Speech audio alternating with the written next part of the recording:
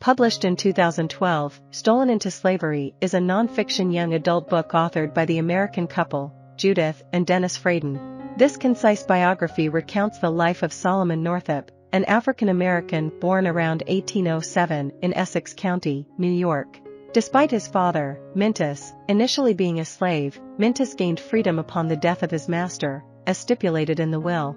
Solomon, at the age of around 22, married in Hampton, and the couple had 3 children, Elizabeth, Margaret, and Alonzo. Living on a farm in Hebron, New York, the Northup family struggled with meager farm income, supplementing it with odd jobs, and worked as a cook at local taverns, while Solomon gained recognition as a skilled violinist. Despite steady summer work, maintaining employment during off-seasons proved challenging for Solomon. In 1841, seeking better opportunities, he took a significant risk by following 2 men, Merrill Brown and Abram Hamilton, to Washington, D.C., where slavery was legal. Solomon took precautions, obtaining free papers before the journey, but Brown and Hamilton betrayed him by drugging and kidnapping him. Awakening to find himself in the custody of jailers James H. Birch and Ebenezer Radburn, Solomon vehemently asserted his status as a free man.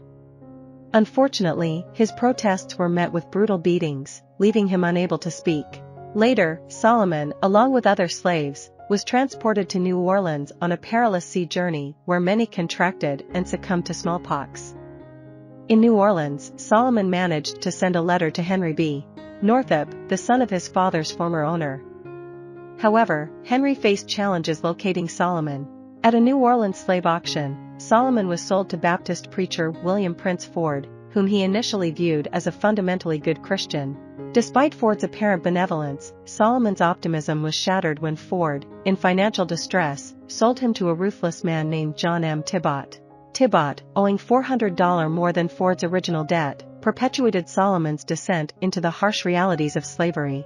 The debt that likely became Solomon's saving grace, as explained by the authors, played a crucial role in a life-threatening incident. One day, Tibbott, driven by anger, brutally attacked Solomon for allegedly using the wrong nails during a construction project on Ford's property. Unwilling to succumb to the aggression of a weaker opponent, Solomon fought back, retaliating against Tibbott. In response, Tibbott ordered 2 employees to execute Solomon through lynching. However, owing to Tibbott's indebtedness to Ford, some of Ford's workers intervened, preventing Tibbott's men from carrying out the execution. Regrettably, Solomon had already been bound and noosed, enduring hours in this perilous state until Ford returned home and freed him. Shortly thereafter, Tibbott assaulted Solomon once again, this time wielding an axe. Solomon, determined to defend himself, choked Tibbott into unconsciousness and escaped back to Ford's plantation. In an attempt to resolve the escalating conflict, Ford persuaded Tibbott to sell Solomon to Edwin Epps. It was under Epps' ownership that Solomon endured a decade of servitude, subjected to the cruelty of the notoriously sadistic slave owner. After enduring years of beatings, humiliation, and grueling labor, Solomon encountered Samuel Bass, a Canadian carpenter hired by Epps. Bass openly expressed his abolitionist views, and a bond formed between him and Solomon.